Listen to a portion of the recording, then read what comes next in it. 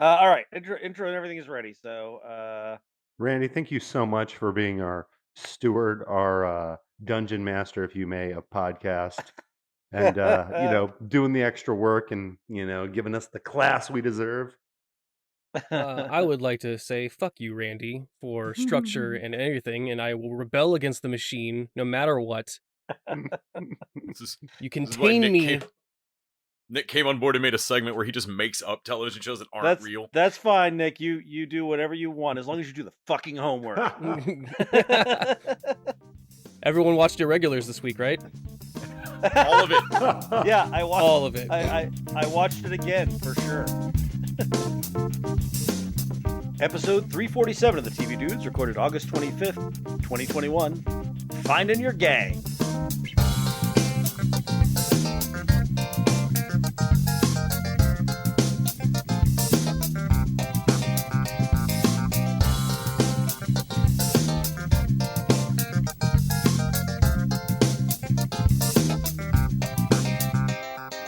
This week, the gang at TV Dudes are talking about finding your gang.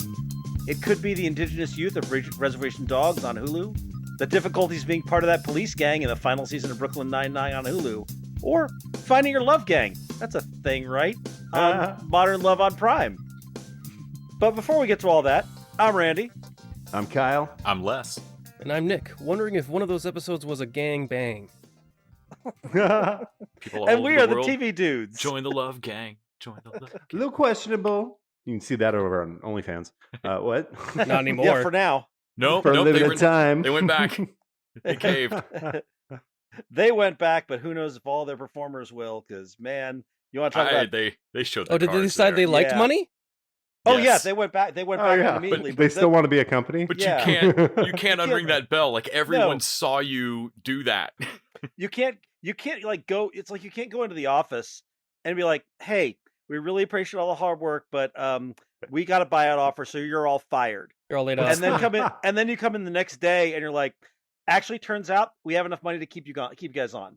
You can't do that. Everybody knows that they are one decision away from being fired at that point. They're like, "Well, I got to find somewhere else to be." There was well, a they're indie film leaving a fest, market hole. movie that they remade with Will Ferrell and Julia Louis-Dreyfus, where like it's a family at a ski slope and they think Yes. there's an avalanche coming. Oh, And the And right. the dad, he takes off. like he just gets up and fucking runs, and then everything's fine. Like everybody survives it. It's terrifying, but everybody's fine. And then it's like the first night of their vacation, and from Yeah. there forward, like everybody knows that he just stood up and bailed. And like I feel like that's where OnlyFans is now. It's just like back Yeah. with their creators hanging out. Like, so how's everything going? They saw the avalanche and they just got up and ran. Good Wednesday, isn't it? Like everybody's just staring at him. Turns out it was just a light snow. Oh boy. It's a good time to plug the TV Dudes OnlyFans. If you're looking Oh my for God. You that won't believe bonus what we watch content. on there. It's just people like making Randy watch anime. Yeah, it's still just anime, but then I cry and I have to watch it without a shirt. It's There's really, a camera on Randy's eye just to catch the tear, Yeah, it's and then there's a nobody camera wants to over see his that. shoulder to prove what anime he's watching. Yeah, you've heard of misery porn? That's what's on our OnlyFans. The misery porn of watching me be miserable watching anime. It's got a very old boy vibe. Let's talk about what we actually did watch this week. Let's talk about our TV diaries. The Diaries of the Television Dudes. Brought to you by only the finest cocaine wine. Les, why don't you kick us off this week? So this week I finished up watching iZombie, which they do a time jump thing at the end with like heartwarming, very nice wrap up, but it's still it's one of those like there's so much crazy in the plot that you can't believe that it actually wraps up, and like I don't know, it's not a bad ending, but it's still just odd. Kept up with American Horror Stories. The feral one, it looked really dumb to me in the little short description. I was like, man, I don't want to read like you lost your kid and he's raised by werewolves or what the fuck ever. That is not what's going on in that episode, and I love it. It's So funny story this week. I was watching Reservation Dogs, and I'd gotten up too early. I was tired. I fell asleep in episode 3 of Reservation Dogs and woke up midway through because I think my Apple TV rolled onto midway through Feral when there's 2 hikers arguing with each other, and it was just enough like Reservation Dogs, and it showed episode 6, and I'm like, wait a minute, what happened here? What did I miss? You woke up in a dimension where there's 2 more episodes and they take a dark turn. Yeah, it was a rough transition. I fucking bet so, man. What kind of show is this? So, and then I watched Game Over, which gets weirdly meta with the Murder House one and is really fun. I don't know if that season's now done or what. I want to look it up. I'm hoping that there's more American Horror Stories. I think there is, but the next American Horror Story starts next week. Yeah, like the real season starts. Yeah, I think this week. Yeah. So we'll see. Then I watched Lower Decks, which continues to be wonderful. Oh shit, the Riker episode? Yeah, it was so good. I love that they made the clone thing, the transporter clone thing, come back. Yes. Yeah, that was great. Yes, it's so good. Yeah. And you get to watch Boimler fuck himself out of a job. William Boimler. That's good.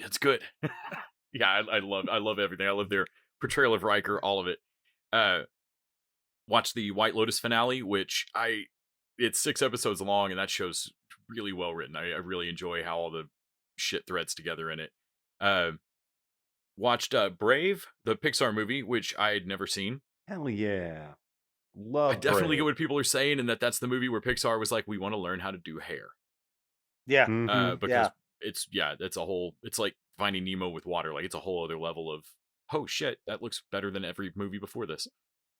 And now they have that in their back pocket. That's where Disney and Pixar Freaky Friday each other, where Disney made Wreck-It Ralph and Pixar made Brave. Yeah. Like, Pixar made the Princess movie, and Disney made the meta, like, reference-heavy video game movie. Though the wood carving witch does have a car, and there's some weird shit going on in her workshop that's pretty funny. Overall, I love that movie. That was really good. Stunned at how much I enjoyed Brave. Caught up on Good Fight, which more than any television show in years has me actually standing up during it and frequently yelling at the television. Like, I want more people to watch this, not because I give a fuck if they love the show. I mean, I'd like them to, but I want to see if the private court arc is freaking people out and enraging them, as it should. It's infuriating. Yeah. Yeah, it is. I caught up on that this week too, and man, I really like it, and yet at the same time, I'm like, did you guys know going in you were gonna do this? Well, they're doing, like, I hope they know. If they know what they're doing it incredibly well. If they don't, they're terrifying me. I'm really, so far they've played it all so cute that everybody's like, well, what? But you like him, and it's fine. Nobody was hurt. Just let it go. And like, no, the principle's wrong, and this gets scary quick, and it just did. But they're still keeping it cute. That show's fucking enraging. Everybody should go watch said some that fight. chick has now a ragtag court in her basement. Yes, so there's like a second, like Wagner has copycats now, and so like there's just a crazier lady who now has a few people in her living room, and she's like, oh yeah, I know where the kid you're looking for is. He's in the basement, and she's got like 4 people in cells in her basement.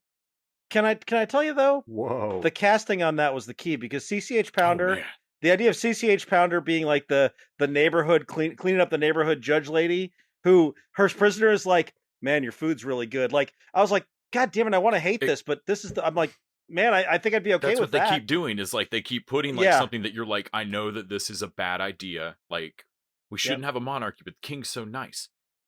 Yep. Yeah. Yeah, it's very. No, we don't have a monarchy. What if it was Tom Hanks as king? Yeah. Let's ask Colin Hanks how that's going to work out. Actually, he's a famous actor. He'd probably have good things to say. And then I've been watching a sitcom on Netflix called Can You Hear Me, or Mentens 2.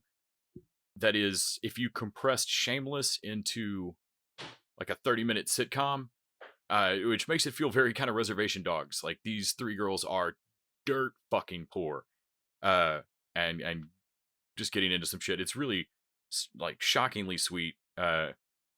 Really enjoyed it. I'm like 6-7 episodes in. It's on Netflix. Motherland Fort Salem, which I think just got renewed for their 3rd and final season. That show is crazy.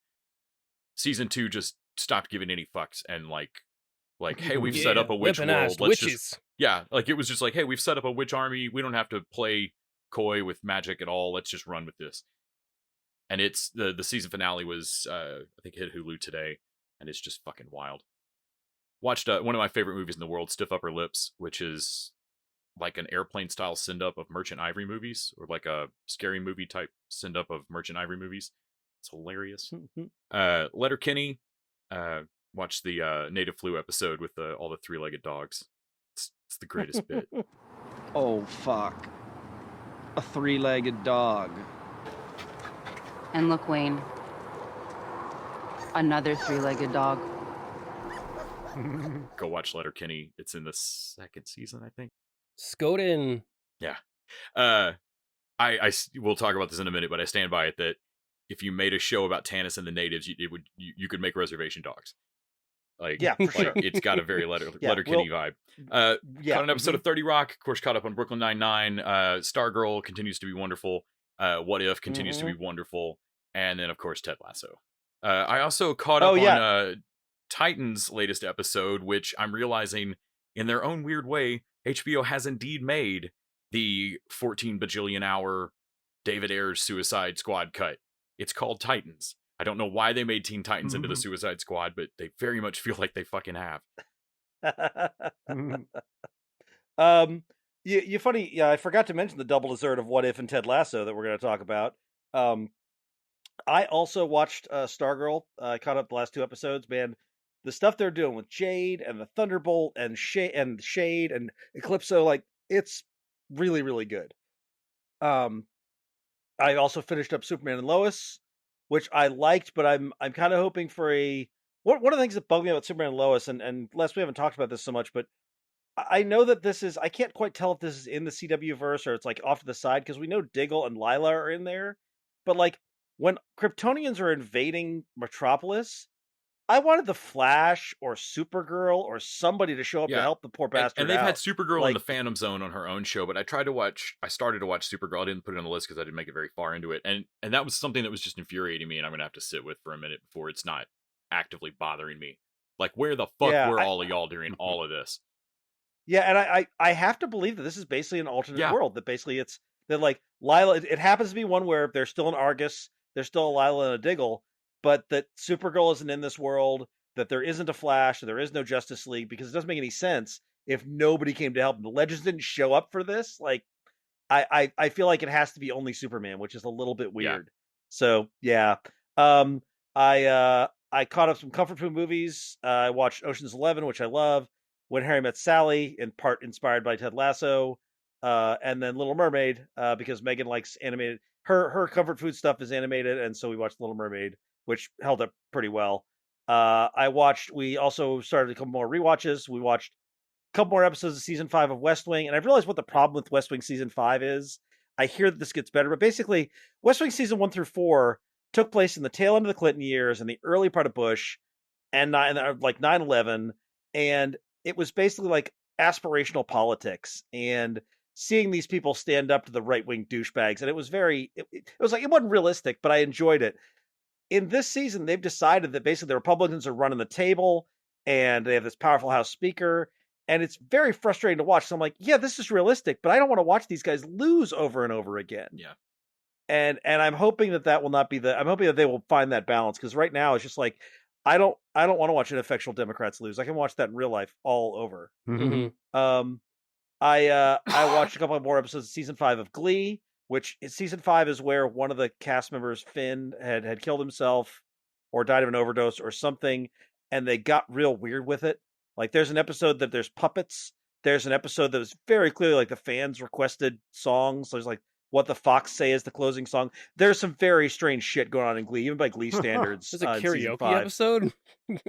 It's very I strange. forgot that song existed. Yeah. We also watched a couple more episodes of season 4 of Brooklyn Nine-Nine. Of course, I caught up in the last 2 of season 8, which I'm really digging. We'll talk about that. Caught up with Flack season 2, because they're advertising season 3 on Prime. Caught the last 2 episodes of that, which is a very dark but very entertaining show.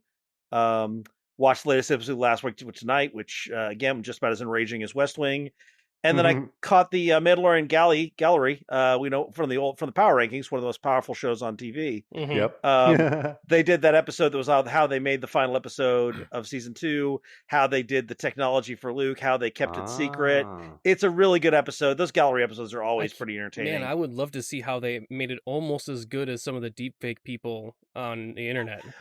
They use deepfake. They talk about deepfake. It's interesting to hear Jon Favreau talk about like deepfake technology and basically acknowledge, yeah, this is some problematic shit. He's like, I'm glad we were able to do it, but it's a little scary how easily people are able to fake shit for more important things, and we really need to talk about this technology. If you aren't willing to, move an ethical line or let a terrible genie out of a bottle to make Hollywood movies, what are you willing to do it for? You know who's invested in deepfake are Matt Stone and Trey Parker, the South Park guys. And they want to use it for like jokes. Like one of the first like videos they created was like a really lifelike Trump that they could just puppet. I was about to say, but their idea of jokes is going to be starting World War III, jumping out and going, ha! Exactly. Yeah, let's not give that technology to Parker and Stone. That's a bad idea. And they got the money. They can do whatever they want. Yeah. It's definitely like I'm glad they got Luke done, but that was probably the presaging the end of the universe. So, Mm-hmm. Kyle, what was on your list this week? Let's see. You watched some Reservation Dogs. Excited to talk about that. I got into the variety TV edge of the TV sphere. I only watched one, but Shannon watched them all. But the Family Game Fight. It's the Dax Shepard, Kristen Stewart game show they have now. Oh man, I might have to watch that. What's interesting about it is, so it's like families come on and compete, but then they team up with a family. So they play all the games. And in some instances, they're like the person competing more than the families are. I so like you can that. definitely That's tell. kind of neat. Yeah. Somebody pitched them like, you guys want to host? And they were like, no, that sounds boring. Like, can we play the games? I feel like both of them looked at each other and like, I want to be on were you not here to talk about us being on the game show? I love the fact of celebrities like getting mad at families trying to on family game shows. Like, get it together, Carol. Step it up, Parkersons. Actually, yes, they call them by their last names. It's embarrassing. I know that both of them are like Settlers of Catan players. I really want a game show where they play all the various board games together. That's what I want. How much money do you think Chip's made? Daddy needs a boat. So you want Will Wheaton's tabletop, but just like but hyper competitive. With Kristen Bell and Dax Shepard, yeah. But with like bigger celebrities. Yeah, and families who don't know how to play the games. Actually, if there is a game show where the trick was you give them each 30 minutes and then they have come play the game. Kristen Bell is one family, Dax Shepard as the other, and then they come together and you have to figure out which one was better at teaching them how to play the game. So the challenge is how good which of the celeb couple can teach the game better. Can teach the game better. That's fun. Man, we need to quit making better shows. Oh, man. Dax would have like the Cyrano de Bergerac like earpiece in with Will Wheaton or Felicia Day in his other ear or Patton Oswalt. Jesus Christ, stop buying wheat, goddammit. I told you we need sheep, Carol. Okay, so there's 5 ways to win this game, but I want you to ignore all of this. And we're going to put it all towards the... So... Also watched The Chase over on ABC. Continues to be good. And then I've actually been really into Card Sharks, the Joel McHale revival of the classic flip the card to see if you have a higher or lower number. Kyle, this suggests to me, because you are our man on the street on the game shows. We may need to alternate our Truth is Stranger Than Fan Fiction segments. And like once a month, we should do one where you tell us about some new game show you've watched, and we have to decide whether it's real or you're making it up. Mm-hmm. Dude, there'd be plenty of content, especially if you dig into some of the Japanese game shows. I think you could. A lot of this sounds like the casino that Randy Quaid takes them to in Vegas Vacation. Like let's step to High Dollar War. Yeah, war. Like we're steps away from like, oh, it's turn over the cards, see which one's higher. Like we're one step away from a game show of just flipping a fucking coin. Yeah, it's good. Kyle's like, this week I want to talk about Celebrity Flip Cup. Watch the fuck out of that. I mean, okay, I'd watch that. I feel like that's got to be a Fallon bit already. Yeah. Now, if Celebrity started arm wrestling, come on, everybody would watch. Celebrity slap fight. Oh my God, yes. Like powdered up, open hand. Like, no, reality star. Reality slap star fight. slap fight. Tell Oh. me you wouldn't tune in to watch like Puck from the Real World get the shit slapped out of him. Man, Snooki's got a real powerful backhand. I think I'd just watch normal person slap fight. I mean, that's on That would YouTube. be all You it can would take watch to there's get me to competitive tune in. slapping. Yeah, you can definitely find that on YouTube. But yeah, I think it would be awesome to have like Logan Paul step up and like get the teeth slapped out of his face. Well, you want to pay per view prices? You no, can but watch not that. trained up in the octagon. I just mean like a heavyset Russian dude slaps the taste out of his mouth. I think what you need is wrestlers on one side and YouTubers on the other. And the YouTubers get to go first, but it doesn't matter. So this is also kind of another weird subset of TV that I ventured into, but I watched both the Family Matters and the Married with Children reunion specials. Okay. Oh, those had reunions? Oh yeah. So I don't know if you heard, but Jamal White has his own brand of weed now called Purple Urkel. Yes. Damn, that's good. Yes, this Darkest Timeline is fun. No, there's a really fun promo with him and Snoop Dogg promoting it, doing a little cross branding. But no, that kind of sent me down the Family Matters rabbit hole, which kind of sent me down the Perfect Strangers rabbit hole, which because I never realized Family Matters was a spinoff of Perfect Strangers. And also, I must have been at that perfect age when Perfect Strangers was big to where I knew the catchphrases. Like I heard adults say them, or I like knew the whole thing, like jumping in somebody's arms and they're holding you. Like I knew all this stuff from the show, even though I probably never watched an episode. Have like no memory of. So that's probably going to be something I go back to soon. And then just real quick, the Married with Children reunion. It was so funny listening to them talk about what inspired the show. They said, we really wanted to be like the anti-Cosby show. So we wanted to do the exact opposite of what Cosby show would do. And then turns it out, just so happened. yeah, behind the scenes that like the Cosby Show may have been the wholesome one, but the people behind Married with Children are much nicer people. The star for Married with Children was giving everybody speed, making them wake up. Right. The exact opposite. Like, Well- no, we got to do the opposite. Sign this consent form. Stay awake. Can I tell you guys something about me that you might not know? I have never seen even a single second of Family Matters or Perfect Really? Strangers. Oh, for real? Not even Oh. Family Man, not one? I know the theme song, and I know more about it than I should because of pop culture osmosis, but I don't think I've seen a second We of should either of those shows. either 1 week or a couple of Patreon specials of like a selection of 80s shows that Randy or 90s sitcoms that Randy's never seen. We we don't have to do absolutely that. I'm have not to do that. complaining. I'm not complaining about this. I've also never seen a second of Fresh Prince of For Bel-Air. the folks playing at home, anytime Randy's voice What? takes that lilt, we don't have to. You absolutely have to do that. It's that Oh, yeah, emphasis no, on the that's- have to. You don't have to. Yeah. Maybe if some not less patron asks for it. So wait, were you a Family Matters hater? Because Urkel was just kind of like a No, it was just, Catchphrase. I do wasn't watching that. a lot of TV at the time. Yeah, it just never crossed my mind. I didn't watch 90s sitcoms. I was not watching a ton of TV at that time. You know, the thing that surprised me the most of that Family Matters one is I guess I just never realized how young Jamal White was when he was doing that. He was essentially a child actor. Wait, Jaleel White. Is right? it Jaleel I White? think so.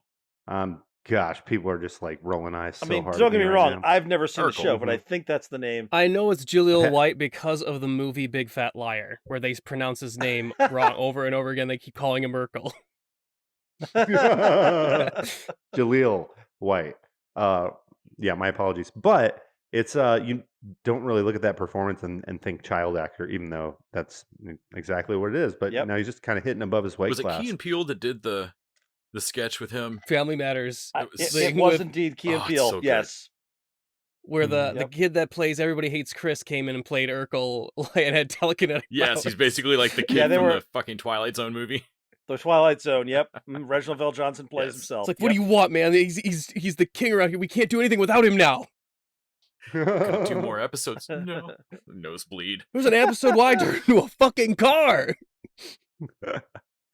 I also dug into the dessert, some Ted Lasso, some What If, and then went to a theater for the first time since before all of this, and went and saw Free Guy. Oh man, I still want to see Free Guy. Yeah, it was Pretty good. I mean, there's part of me that's like, how much of that was just like me being in a theater? Yeah, I Which, get for the that. record, we went fully masked, and we were. They have the seats spread out, so you're not sitting next to anybody. Which I don't know. Maybe people behind us were, but we sat up in the handicap row. We didn't want to risk it. Um, but yeah, no, it was. And we didn't go to Alamo. We went to AMC. But Ah. yeah, it was a pretty good time. They've done like a bunch of new stuff. Like there's no now everything's on the phone in terms of tickets, which it Yeah. was something you could do before, but now like there's not even a place to pick up tickets. Like they just you do it on your phone. Well, now you Yeah. order your food even before you go in on the phone. Like you just, Yeah. it's everything is. I appreciate it as someone who hates human interaction in any way and would love less of it. Of just like, oh, you mean I can press a button rather than ask this person for something? I would love that. Yes, Like a Diet Coke button. Diet Coke button. Slippery slope. Next thing you know, I'm president of the United Yep. States with a Coke button. I would absolutely have all my food delivered by drones to the table at the restaurant if I didn't also have fear of standing up into drone blades. No, the Free Guy movie though is interesting in the sense that it is a video game movie, Yeah. but unlike say like Tomb Raider or Resident Evil, like are those technically video game movies because they're based on video games, but like this movie is like Wreck-It Ralph, like very much in that video game world. Well, it's not a video game movie, it's a movie about a video game. That reminds me, speaking of video game movies, I forgot to talk about this. I saw what is probably the best video game movie now. I think it has the title Werewolves DOA? Within.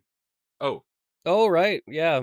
I What? finally saw Werewolves Within, which is based on an Ubisoft game, technically. I caught that And last therefore week, makes I it- liked it. It makes it the best video game movie. It's really good. I really enjoyed it. Well, if we're counting All right. Hardcore Henry, like as a Call of Duty ripoff, but But that's not actually a game. Werewolves Within is literally a no, game. that's video game. That's a movie that's like a video game. There's a lot of categories. We should go and Yeah. really sort this out. Yeah, because mine is Silent Hill, the film. Love that movie. Wow, No. I would love to get into that for the next hour, but we don't have time. But we don't have time. Nick, what's your TV diary look like? the opinion falls like ashy snow. The Wow. I went back and watched Brooklyn Nine-Nine season 8. I think we're on season 9, right? Yes. We're on season 8. We're on season 8. Okay, I went back and watched Yep. season 7 then. I put season question mark in my notes. Because I watched the 4 that are out, and I was like, that's not enough Brooklyn Nine-Nine to sustain me. I need it all now. So I went back and watched a whole season of it in like a day.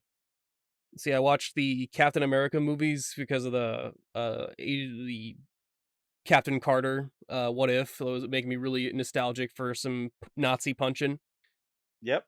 Man, that first one holds up so good. It's real good. Yeah, Like, it's The other ones are really good, so I feel like the first one kind of gets glanced over. But man, every time I go back it to has the same problem as the Batman Begins and Dark Knight, is that Captain America is good, Winter Soldier fucking rules. Like, that movie is so good that Mhm. and I forgot just how good it was of like watching Batroc like for the first time. Like, oh man, I saw Batroc. That's right, I saw Batroc on live action screen before I saw Wonder Woman. Oh boy. And then of course always that like, oh, I thought you were more your shield, and like Steve just puts down the shield and I'm like, oh, you done fucked up now, Batroc. It's just like when Peggy tossed aside the shield to go take on the big. It was big German exactly horse. the same thing. I was I don't- like, I don't need this for you. no. Yeah, I mean, they were gonna beat the crap out of you, but now they gotta make an example out of you. I watched let's see, Quiet Place 2. I caught up on that. Pretty good. Ooh. It doesn't really move the ball as far as the what it's trying to do rather than the first Quiet Place. Right. It's the same thing in a sequel where like even in the first movie you spend too much time in it thinking of like, wait a minute, there's Yeah. definitely ways you can figure this out, and then in the second one they introduce the fact that these things can't swim, and you're like, Yeah. whoa, wait a second. Yeah. So you're telling me there's a whole nation's worth of navies out there that are unaffected by these monsters? Aren't we like a mostly water planet? Yeah, like, right? It's the same fucking science problem. Well, and the other thing with Quiet Place 2 that I really liked both Quiet Place and Quiet Place 2. But when you start thinking about them, they do fall apart. And also, Quiet Place 2, because it was basically what did some flashback stuff, had the chance to answer the questions people had raised about, well, wait a minute, how did they get here? How did this all happen? Mhm. And they didn't answer any of them. No, it cuts after the cop car, and you're like, oh, they're gonna sprinkle these out throughout the movie, and I'm gonna learn Nope. how they got to this place and how they Nope, interacted with Killian man, what's his name? Scarecrow. Fuck. Yeah. Damn it. I know. Yeah. But Jamal White. Jamal White. no, he's Stefan.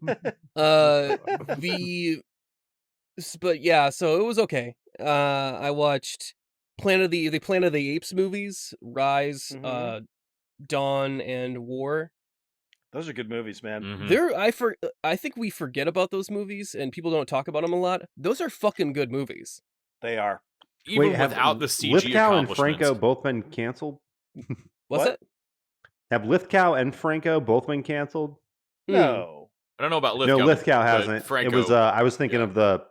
Yeah. He's only I was in one thinking of of the the Arrested movies. Development guy. Yeah, he's only in the first one. The And it comes to a transparent. bad end. That first one's dope, though. I was Yeah, going to say. even oh, without the love that CG first one. accomplishments, those movies are strong. No, they're They good are. They're sci-fi so good. stories, yeah. And I love that basically And Matt Reeves. the first two stories follow the same level of like Caesar just trying to be cool. Yep. Hey, okay, we're gonna try up until somewhere in the second act where he's like, well, now I gotta whoop some ass. Humans fucking it up for everybody. Let's see, I watched Storage 24, a movie on Amazon Prime that had a pretty cool monster, and that's about it. See, I'm still watching Justified. I think that Walton Goggins is so good. I imagine it must be frustrating to be typecast as racists, but like you have man, I don't want to say that you have that look, but you have that look of like white supremacist kind of like rednecky look, and I love his redneck Moriarty on this show, and I think some of the commentary on the Justified DVDs, I learned one time that Walton Goggins' take on their relationship is that Raylan and Boyd are friends at the deep inside they're friends at the end of the Yeah. day. And I think Timothy Oliphant said that he views it as, no, these two are enemies that respect each other. and they both play that in all of their scenes, and it works Yeah. it works great.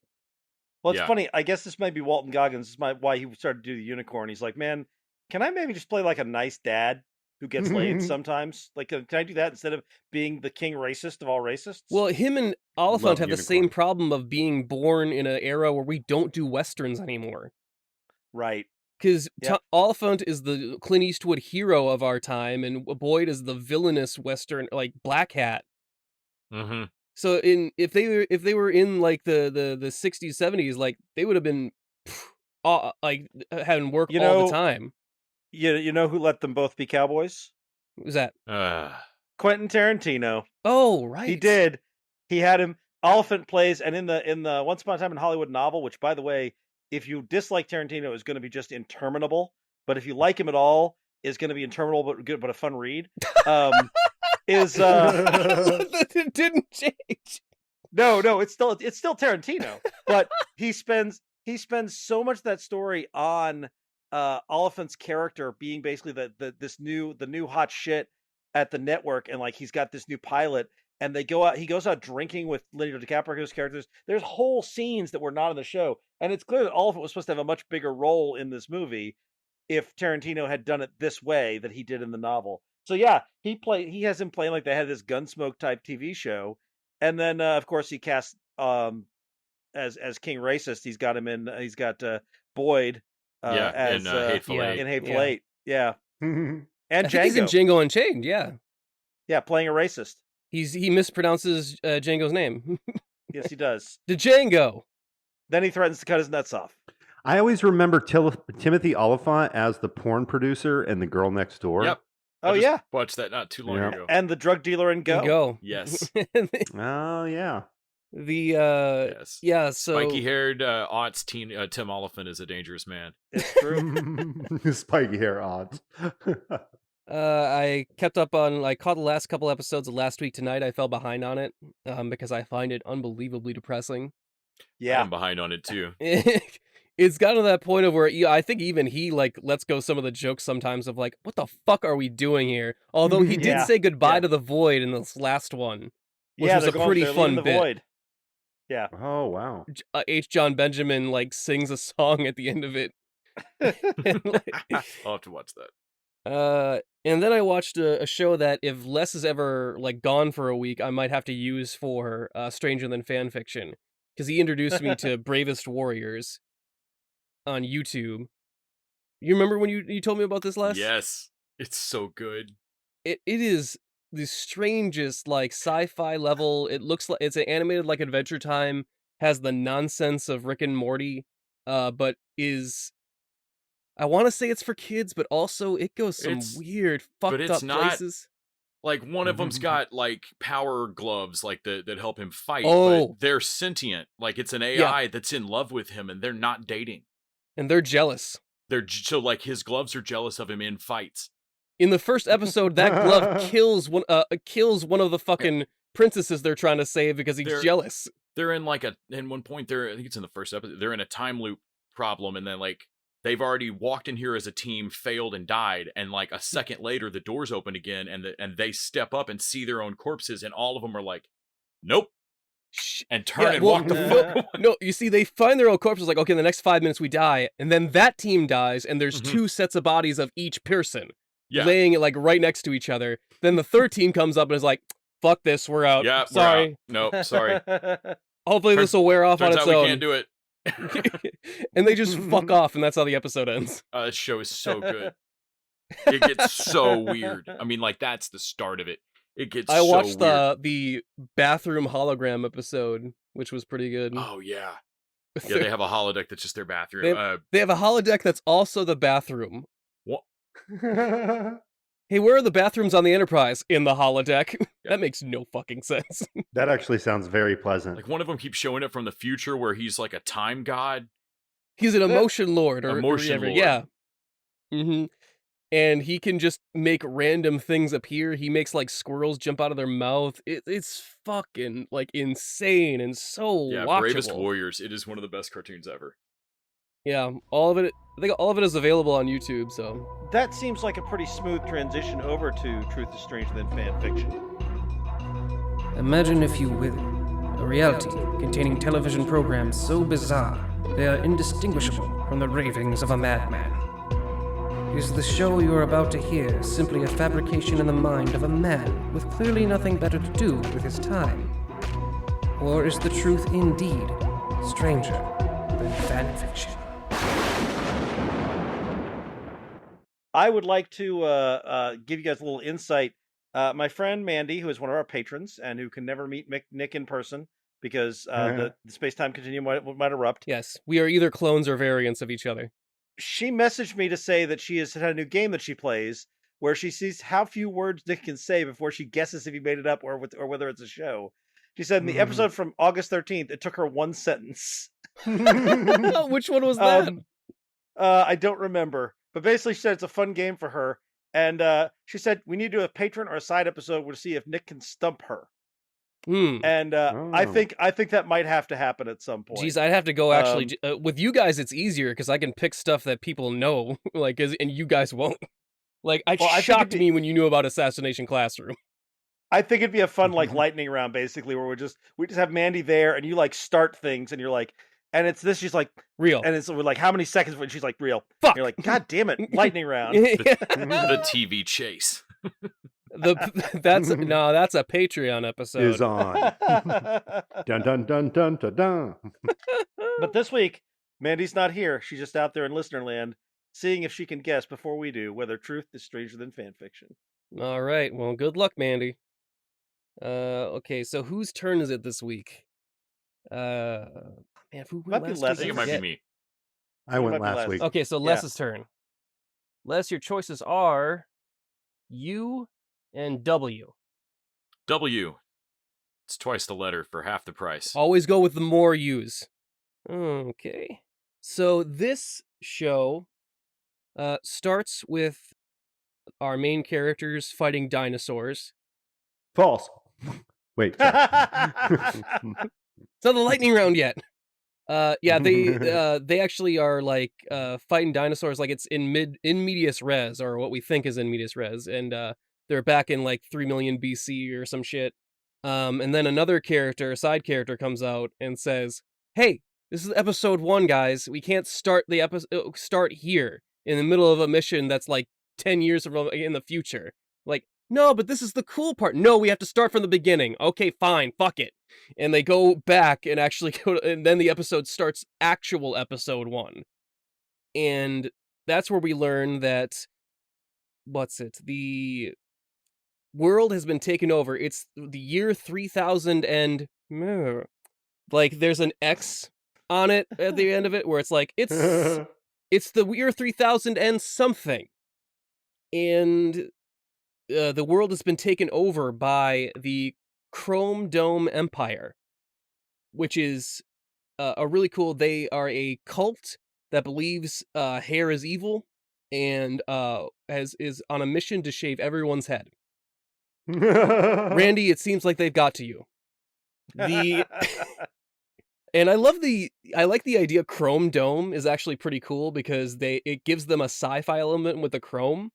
So that they're like a sci-fi Skeletor like bad guy group, but also silly like hair cutters. It's a pretty fun play on it. I like it. Their leader is Baldy. Bald. First name Baldy, last name Bald. And we find a village that's being having their hair cut. They're getting buzz cuts.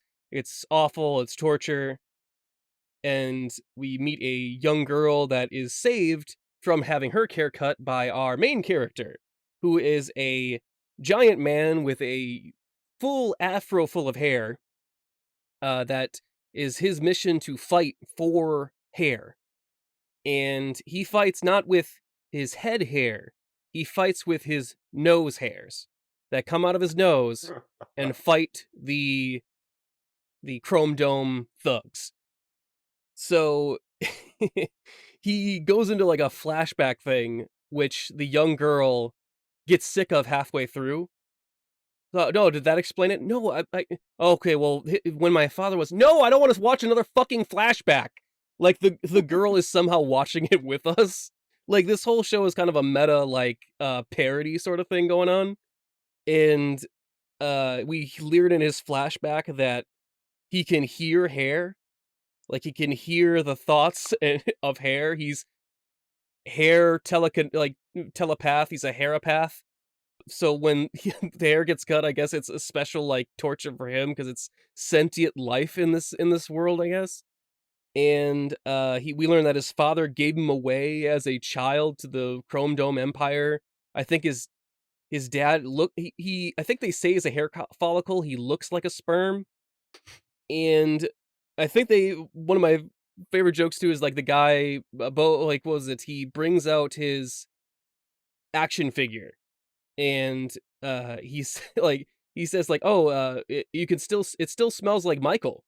Mike, what? Oh, Mike, his cousin Jackson, and it's like this Michael Jackson name joke, which I found very funny in a Japanese anime. So, guys, is this? Have I now just basically created a board in which I put random words out and hit a dart and decide which to tell you a story about some random thing, and it landed on hair this week? Or is indeed the truth stranger than fanfiction? Les, I think you're first. You get to pick first. So what I think happened is that as things are slowly reopening, I think Nick went out for the first time in 18 months, 20 months, and got a haircut outside of his house. And like many of us have had that first experience, they turned him around and he saw the bald spot on the back of his head for the very first time in the world of his whole life, and went home that night and had a fever dream, and this is it. I say this having no idea what you have to understand. Nick is very pale with very pale hair in front of a white door with a light on him, and that's all we ever see. He could have Doc Brown's hair. He could have Arlie Ermey's hair. I don't know. The whole door could be, I think it's a door. It could be a big square fro. I have no clue what Nick's hair looks like, but he could be bald, and this could be the dream. The I look fever like dream. Garnet from Steven Universe, Yes. a white Garnet. Yes, you look like the collector. You will, from now on, be known as Nick Squarefro Tice. So yes, I think this is a fever nightmare. When you woke up with some very blonde hairs on your pillow. I also think this is fake. I think this is a fever nightmare, and I do understand once you stare into the bald spot also stares into you. Shower drain looks like it's stuffed with that whatever insulation tinsel. I have touched a soft spot this week. No, it's not soft. We're not babies anymore. It's very solid. Much more sturdier than it looks. No, I think the reason why I'm leaning on the fake side is this hair idea sounds very anime. But they're also hunting dinosaurs too. Like, it feels like a hat on a hat. I think it might just be a bridge too far. That is an anime thing. And I know Nick owns that dinosaur hunting hat. I think what you're saying is that the hair thing is anime, but the dinosaur thing sounds like me. Yes. Or American Kid. Not an inaccurate assertion. And you knew enough about anime to throw in a weird American name reference pop star joke just to throw us off the scent. Yeah. Okay, so you all guess that it's fake? Yes. We all think it's fake. Ah, fuck. You're all fucking wrong. Oh my This god. is a real Oh my goddamn God. show. What? I was worried that we were gonna have to like end this bit if we all actually unanimously got this right. Like if our bullshit detector actually worked now. No, all our bullshit detectors are broken. Oh man, you played us, dude. We're not learning anything. We've learned nothing. No, In fact, we're we've learned dumber than nothing. when we started. And just as bald. Guys, this show is real. It is called Bobobo Bo Bobobo. Is one of the bows a sword? Translates to Baldy McBalderson. One Maluga, 4 Lugas. Well, there you are then. I'll be curious to hear if Mandy picked this one out. She definitely did. This is a very famous parody of anime. This is an anime parody making fun of how ridiculous anime are. Ah, okay, I see. Picture that of like the hats are infinite. It's like you made a scary movie about scary movies. Yes. There is Uh. it's crazy, like people are making huge anime like attacks and then eating their own attacks for no reason. It is crazy shit.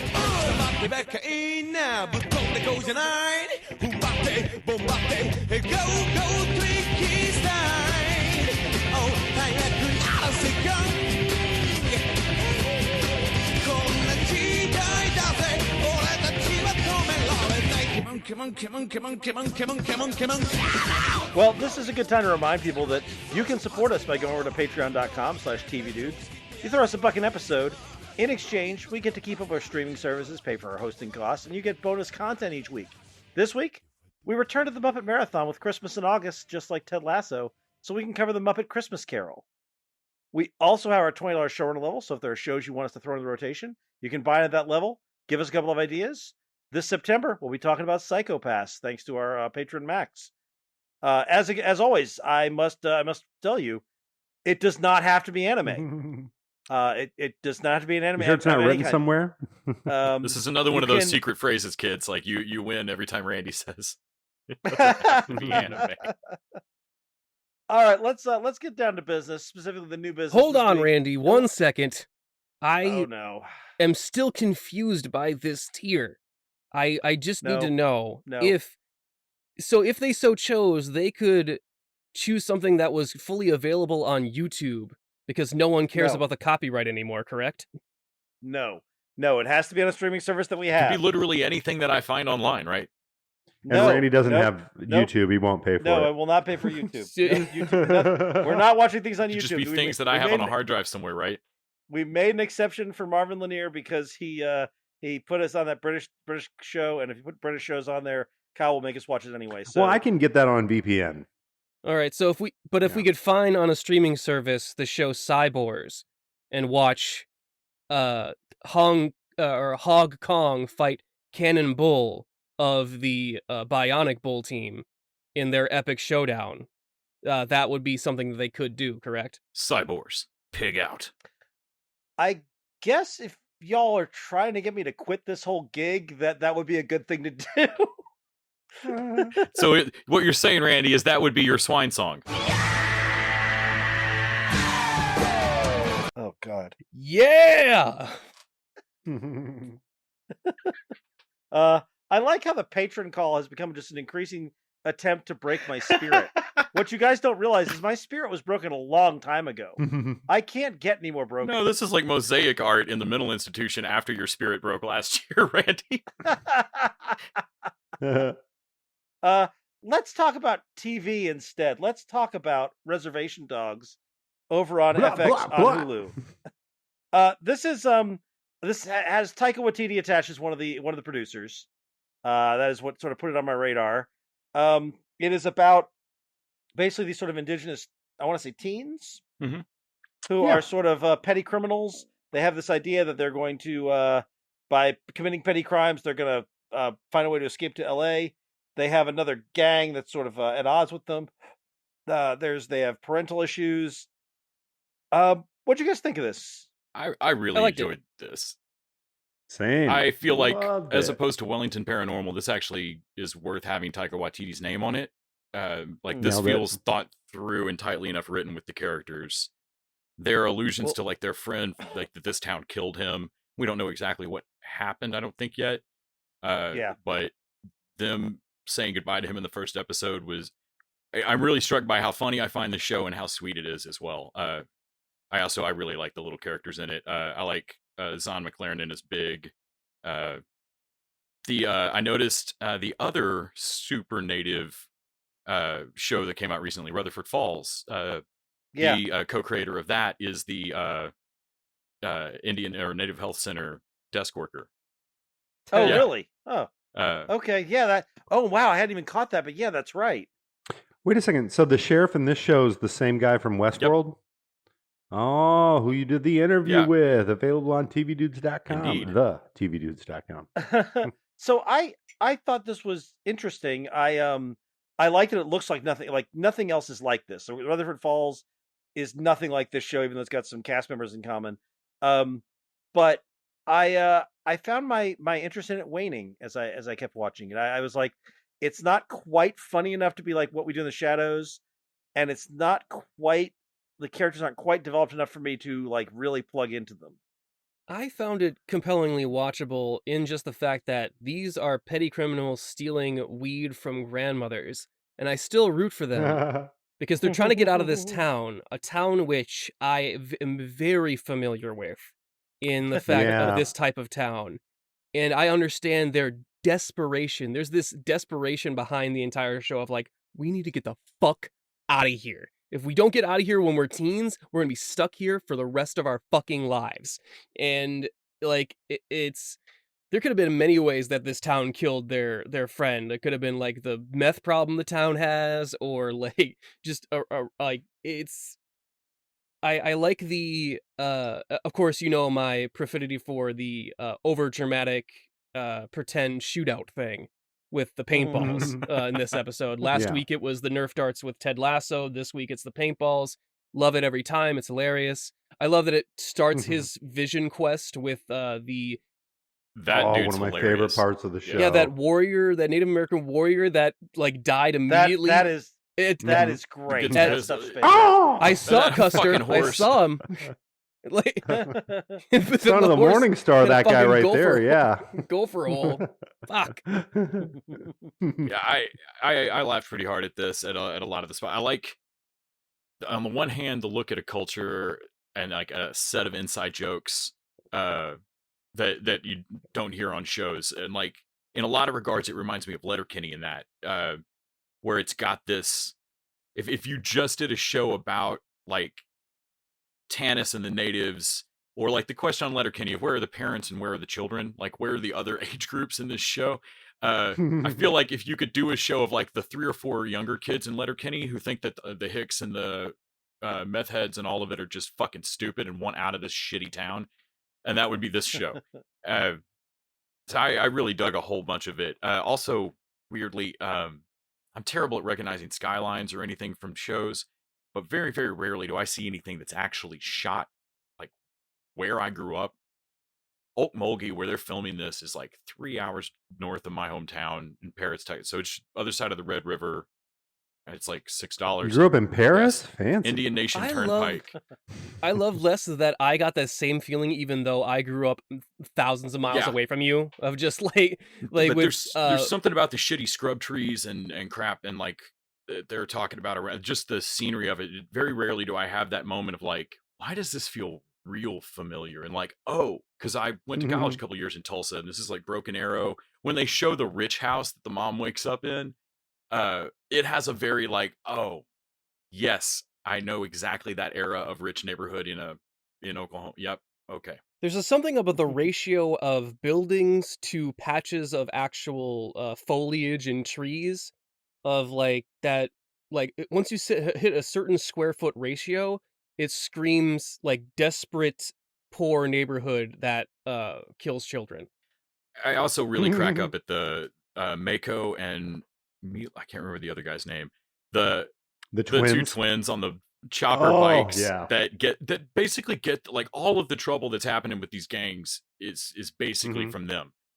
Maybe they couldn't decide. Maybe they're blips. But when they Maybe ride they're up and like, oh cruds. hey, so we may have told them you're the other toughest gang in town. We called you All the right. Res Dogs, man. Later on, man. Res Since you seemed mad Dogs. earlier. Yeah. Or wait, what was the first name? They call them the Reservation Boys or Bandits. Reservation Bandits. Yeah, since you didn't like the Reservation Bandits, we called you Res Like, well, Dogs. why would they think that we're the bad? Oh yeah, I may have told them that. Like, dude, stop fucking helping us. Oh, I found myself after watching this, like, wanting to seek out more content that kind of puts this culture on display. Because I feel like this is very much like kind of painted with a single brush whenever you see, Native Americans or indigenous people to America. And this shows just like kind of a slice of life, like, oh my gosh, they get down like we do, like it doesn't have to be all about, well, and even the stuff where they make fun of like the Vision Quest and like kind of all the cultural, like the guy selling medicine outside of the health Mhm. clinic. And they're like, "Do you got anything for your stomach?" He's like, "No." It's like only the white man can save you now. You ate that meat, did you? No. Like I love that kind of stuff. And yeah, no, I'm excited to see like what kind of short films get made when kids are inspired seeing people on the screen that look like them. Yeah, I don't know. I like everything this represents, and I like it's done well. For whatever reason, it just didn't quite connect with me.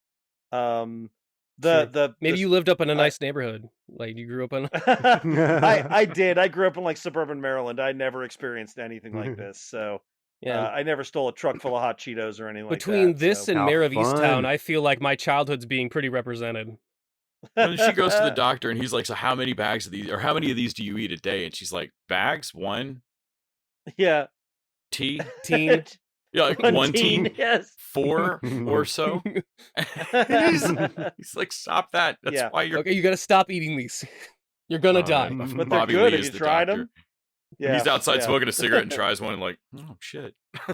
Sewage Steve from Parks and Rec is playing the meth head Yes. junker guy. Right. Yeah. Also, I don't know if I've mentioned it on the show before, but he did a little stint in murderer hunting.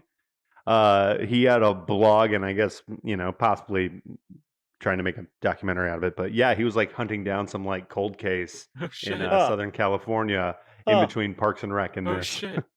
Oh wow. That's I crazy. remember him from Community. Steve. He's the carny that Britta has a crush on. Yeah. Oh shit, yeah. And it's like yeah. purely that he has like, and like Jeff's the one that recognizes it, of like he has confidence. Like he has complete Yeah. unearned confidence. You have to walk away. He's a writer too, isn't he? I think he's also one of the writers on Parks and Rec. Like I feel like he's one of the guys who's written for a bunch of the Mike Schur shows. He does seem like the guy who's born to play meth heads and The weird kid that greets them has been in a bunch of shit too. And Yeah. he's always perfect. yeah, I recognized him right away too. Yeah, I may go back to this. I think it's one of these I might enjoy more on a binge. We'll see. I feel like it definitely gets into a vibe. I was glad to get to watch 3 in a row. I like that. Like you're born to play characters that buy drugs from Walton Goggins characters. Yeah, That kid's fucking ty- headshot on IMDb, he is standing there holding a slice of pizza. That makes sense. And it looks Look- professionally shot. I'm like, yes, of course you did. Of course you showed Look, up with this. typecasting is a bitch, fellas. That's all I can tell you. Let's jump over to Brooklyn Nine-Nine, which returns for its final season, having Let's go in. been the focus of some people talking about during the George Floyd of like, wow, can they even go back and do Brooklyn Nine-Nine now? And it turns out that they decided to go head on at that by having Rosa quit the Nine-Nine because she can't be part of something with it after George Floyd. I thought that was a bold choice. Well, apparently they wrote and Yeah. maybe even shot some episodes, and then scrapped them, Yeah. Oh, interesting. and just went a different direction Okay. with the final season. I Because do like that they just dealt with that, like Rosa's like, I can't, Yeah. I'm out. yep, But Nick and I were discussing this off mic. I do wish, instead of being a private investigator, I wish she'd gone to IA and then Oh, man. dealt with Yeah. like, why are you all for getting bad cops out of here, but you all knee jerk? Why are you joining the Rat Squad? Yeah. yeah, Mhm. And I think that was discussed and they chickened out. I really do. yeah, Because maybe so. private detective, I'm like, I get why you're doing this. This is pointless. You will never have any effect on anything doing this. You will help maybe one person every 6 months. Well, that's what they're basically showing. Like, and it's Yeah. and it's like, yeah, like, and I get that you can't be a part of the system anymore, but you realize you're not helping change that system at all. You're like it's nothing. But the thing is, like, I think if they put Rosa on IA, that makes it a very different show. Like, I don't know how much I don't know how you keep the comedy I going, don't know either. and I don't know how it doesn't become the focus of the show. Like, I feel like they probably were like, we can't make this just the Rosa IA. That's a different show. That's a spin-off. No, I think you make it the Rosa IA show. She comes in only once in a while, like as a guest star, and Yeah. and you can still do the whole like the rotten cops thing because they do that in the first episode, and Yeah, they like do. it could almost that episode could almost be the same episode with her as an IA agent, and it wouldn't be almost any different. Hmm. And now they have to like create an excuse to keep her around for like, oh, we have to hire her for this private investigation. Like now they have to like work into the story every time. Why is she here? Why is she doing stuff? Counterpoint. Mhm. If she was IA, they would not be able to do the story about her getting a picture of Captain Holt's tattoo, and that would make me sad. I bet you could work that into an IA storyline. Like the Rat Squad are only convinced of like, okay, well, you got dirt on Holt. He's under your thumb, right? Oh yeah, sure. Prove it. I don't know. I get what you're saying. I think I like Rosa as a private detective. I can't see her doing the IA. I think she basically needed all the way out, and I think also I think the whole point of the story is that she has no power and no consequences. Like IA can make Yeah. recommendations. She can make some difference once they actually had somebody on tape admitting, "Oh yeah, no, we're not going to do anything." That basically her being a PI highlights how How powerless. powerless she is. I think that's by design. Sure, and maybe that's her arc for the season. At any rate, it's still really funny. Like that's one of the things that's really impressive. And they bring in John C. McGinley as the police union Yes. rep. Like I love John C. McGinley. I want to like him, but he has made a career of playing unlikable people who I still Mhm. like. Mm-hmm. Mhm. Yeah, Like he did that in Ground Floor, which is a show I think very few people No, it's watch. basically but written for he him. played though. this. He played like this investment banker guy who was just like the worst, and yet he was very likable. And Cox had a soft, fuzzy underbelly, but he was also a big jerk. But making him basically the head of the police union, who knows full well he's protecting bad cops, and yet he's still such a compelling character. Mhm. McGinley said, like with Cox, he wouldn't play that character like like that character had to have some kind of soft center because you were going to play him for years, and he didn't want to just be an asshole for years.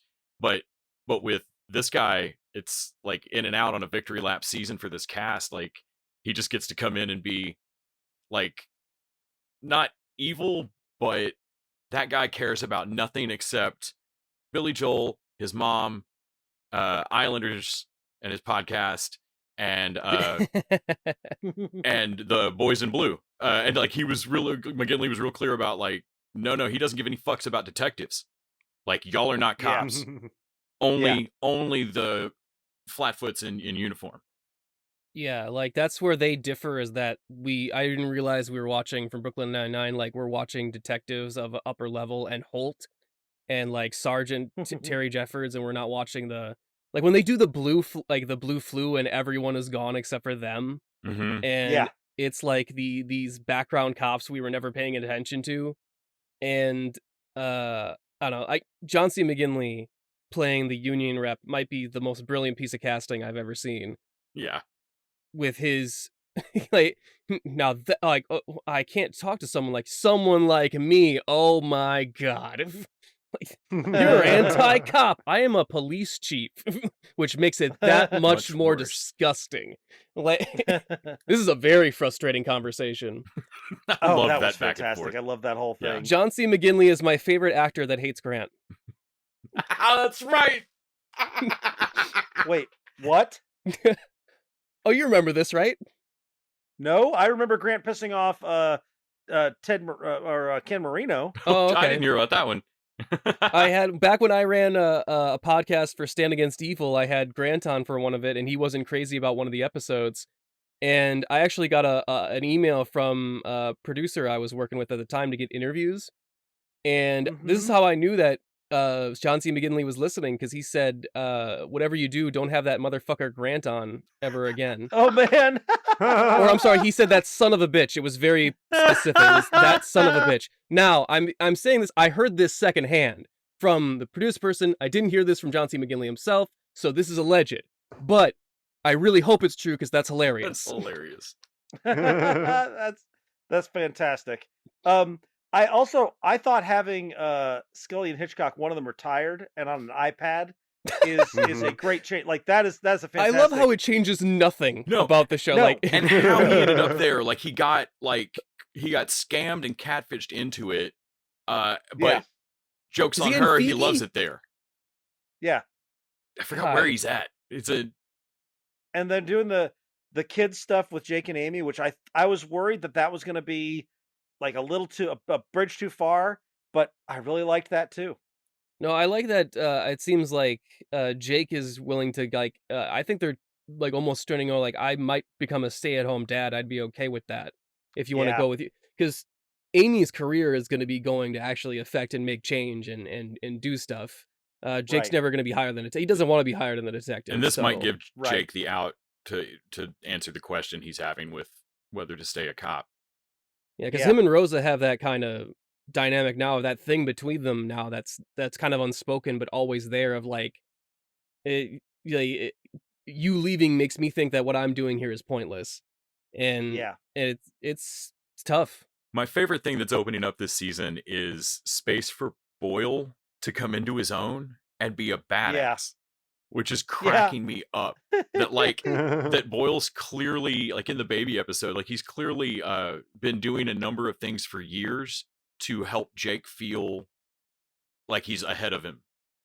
Yeah. And like Yeah. anytime Jake misses out on a clue, he like pretends that it came to both of them. We have this thing where if I miss on something cool, he pretends that I didn't. It's healthy. Yeah, It's okay. It's fine. It's fine. It's healthy. Yeah. Yeah. Yep. And yeah, like the blue field where they send, where all the other precincts send them their Hitchcocks and Scullys. Oh, man. love that. Yeah, I that was finally fantastic. feel like I have a family here. They form a fucking scratching circle. The other dangerous thing they did, and I'm not sure how I feel about it, and he said it pays out, is splitting up Holt and Kevin. Yeah. It makes sense in the fact that it really gives you a moment with Holt in the beginning episode of like, yeah, this thing didn't affect me. I'm a black man. I'm a gay man, and I'm a cop. Yeah. These things are kind of hard. It has been hard to be in the last year, and it has affected my relationships. And I like that Amy was the one that recognized it. Yeah. Because, like, they know her so well. And there's a lot of like touching on friendships and who knows each other best in this final season. Mm-hmm. For sure. Like, they're all friends, but who's really like, Jake and Boyle are like best buds. And Mhm. Jake and Rosa came up together. Yeah. Yeah. Like it's really touching, and they're really hitting on these relationships, which is a smart move in the final season. And I love Terry trying to tough it out, like trying to prove how tough he is. Yes. Where he's actually sick. That's That's a perfect, like, okay, what if one person is actually sick? That's what's great. Yeah. uh anyway, I'm glad to see it. We'll definitely revisit this when it comes to its ending. I'm saddened to have it going off the air. I really want Mike Schur to have a show going right now besides Rutherford Falls. And I'm hoping that his next show, the one that's I can't remember I think we talked about that he's doing a Field of Dreams show. And I'm not 100% sure I want anybody doing that show, but if anybody could do it, it's Schur. So we'll see where it goes. I'm gonna be sad to see the show goes. I hope at least some of these ensembles stays together in some way, because they've really just gelled perfectly. And seeing this cast in season 8, it really is just like, regardless of the fact that it's about cops, it's such a good show. I want to watch Joe Latrugio wherever he goes next. Yeah. Yeah, for sure. He was a revelation for me on this show. I didn't know who the fuck he was before the show came on, and he is so good. And now I noticed that he was he's been in a ton of shit for years. But this was the show where I went, who is that? Hey, you want to see something fun? Sure. He plays Al Capone in one of the Drunk Histories. Oh, that's amazing. Number 1, could you please sing the opening to I Want It That Way? Really? Okay. You are my fire. Number 2, keep it going. The one desire. Number 3, believe when I say. Number 4, I want it that way. Tell me why. Ain't nothing but a heartache. Tell me why. Ain't nothing but a mistake. Now number 5, I never wanna hear you say. Woo! I want it that way. Oh, chills. Literal chills. It was number 5. Number 5 killed my brother. Oh my god, I forgot about that part. Let's diverge to a kind of a different show, different tone. Let's talk about Modern Love over on Prime. Kyle, I know you and I love this show. Oh yeah, especially season 1. I felt like season 1, over half the episodes had really heartfelt moments that teared me up, like legitimately. Yeah. And it set a pretty high bar for this season 2. Agreed. And I think season 2 is great. I actually thought I liked every episode. I think some of them are particularly great. That said, I don't know that any of them topped season 1. Yeah. Well, and especially how their format, 8 episodes, really 7 stories leading into an 8. Well, technically 8 stories, but the 8th episode was like a victory lap on all of their the stories, successful storytelling. And they didn't do that this time. This time it's just 8 stories. Yeah, no, that was a little disappointing. But that said, there's no bad stories here. Every single one of these stories is good. The only one that I was not quite sure of is the episode 6 that is Anna Paquin's, the former Marine and the housewife. That I'm like, I know these are all based on real stories, but it was like, how much did you massage this story? Because like their spouses were cheating with each other, and then the two of them fall in love. That feels like a trope. That does not feel like something that really happened. There was part of me that just to get that moment where they say they're in the office and the therapist realizes what happened. And they're like, you want to get a drink? And the therapist is like, no, don't actually, do that. That would be a really bad idea. And they just get up and run out. Yeah. Oh, I had to like pause it and rewind it and get my wife to come in. Hey, you gotta watch this scene. I think they did a good job of doing sort of the queer and the ace content and some of that stuff. Especially the one about the girl in school who's like taking all these quizzes. Oh yeah, and that was heartbreaking. When they did the kiss, I was so happy. And then when she basically just totally ghosted the girl in front of her friends, that was heartbreaking. Well, no, I feel like the whole setup of that episode, like kind of the main set piece is when they're in the school lock-in and they're playing their hide and go seek or whatever. Yeah, and they go upstairs and you can tell that girl's heart just starts beating.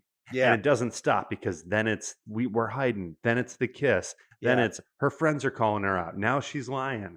Now she's got to and it's just one thing after another. And I feel like it doesn't end until the very end. And oh my God, the line she said that just stuck with me was like, did you want to do it?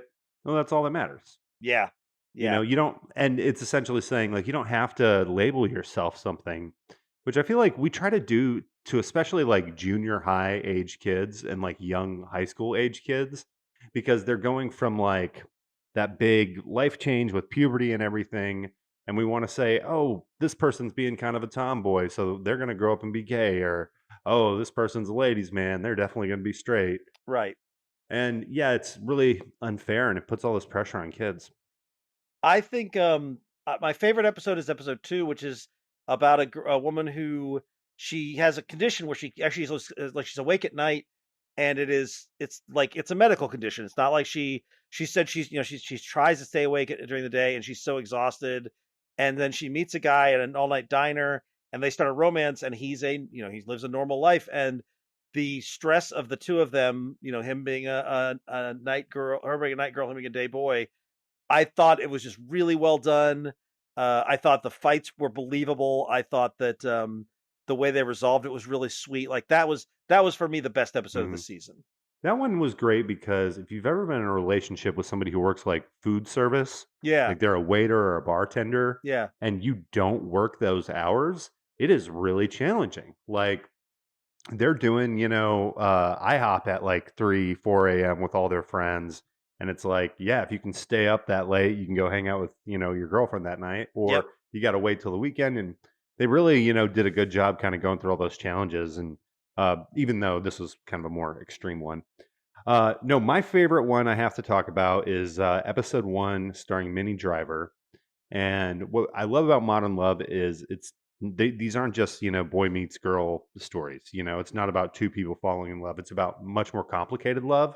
And this one is about a woman who's in love with a car that's like breaking down and she's got to sell it. Mm-hmm. And it seems really trivial. I think we've all met somebody who, has got hangups with like getting rid of their car. And it's like, come on, you need to do it, like sentimental stuff aside. But then the story goes and just tells you why she's so sentimental about it.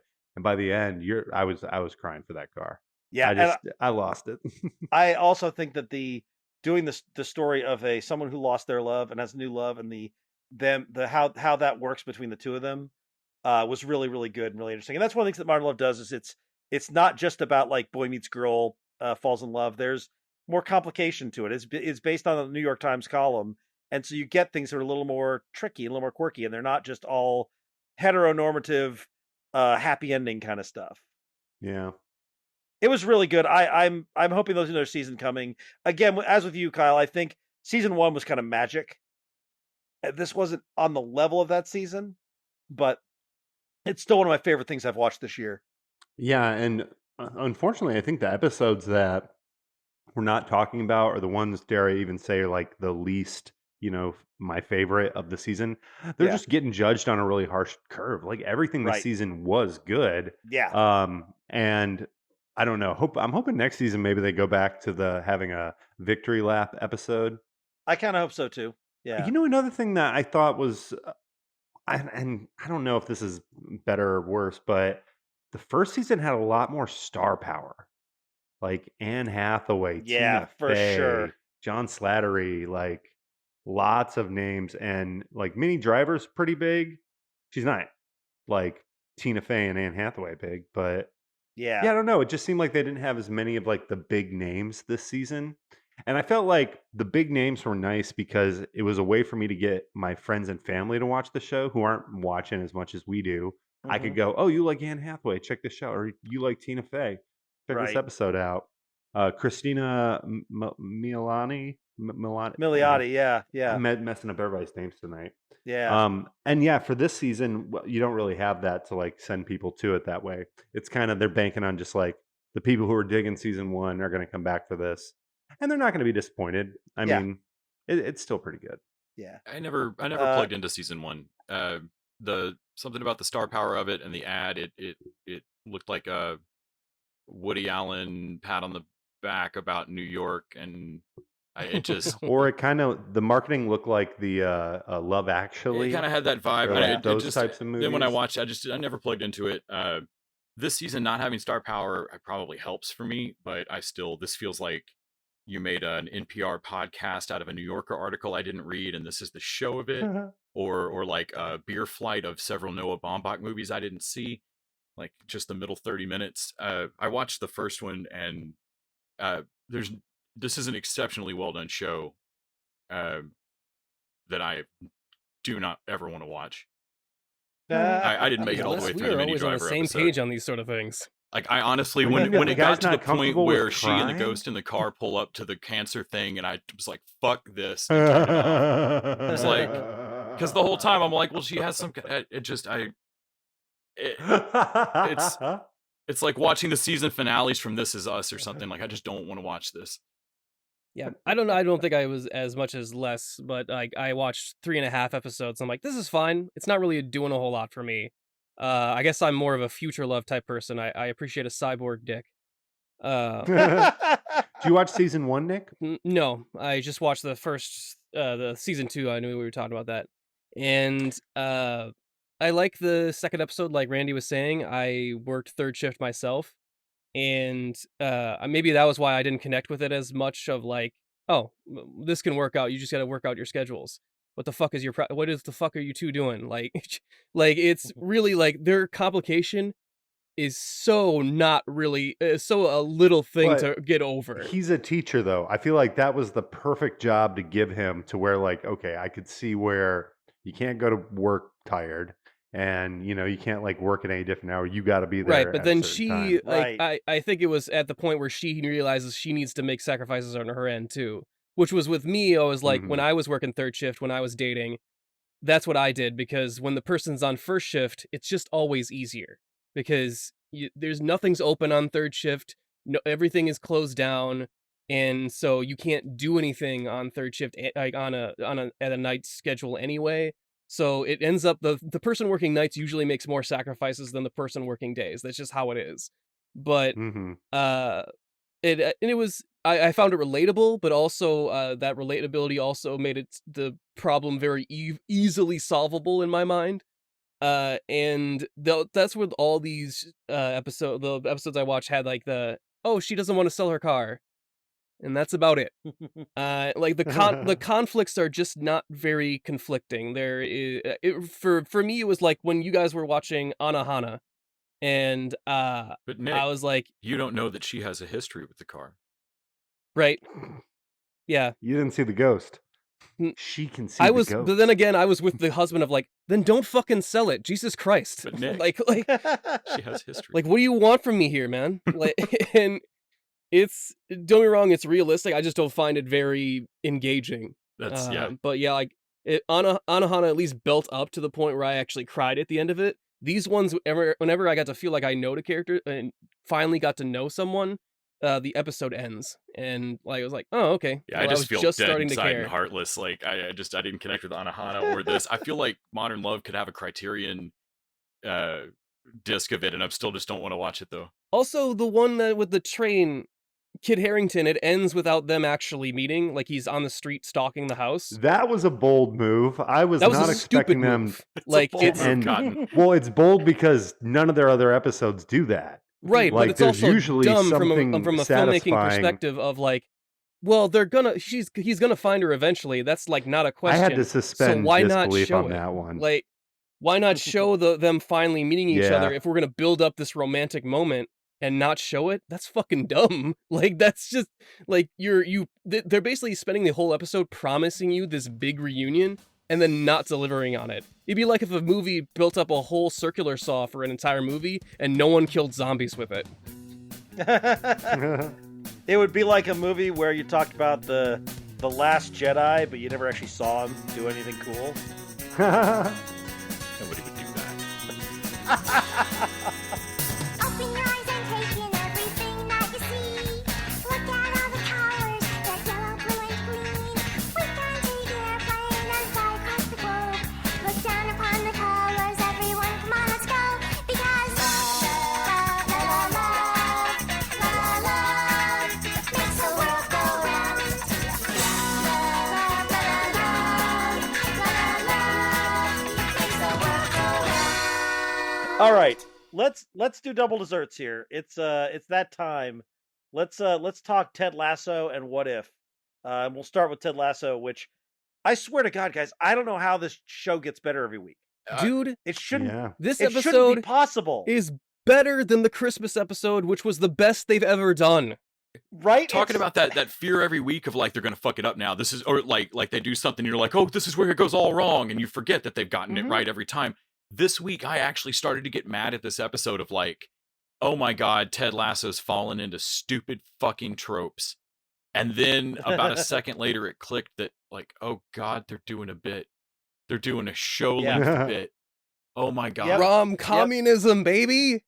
Rom-communism. Rom-communism. Oh, and they touched on all of wow. them. They did. There's so many great riffs. I'm just a boy sitting here in front of a man asking him to be a coach. You had me at coach. Yep. You had me at coach. Oh man, and then I love when Roy gets up. Like I miss all of it. And he gets up. I have to go. Like Roy, wait, Steve, I have to go.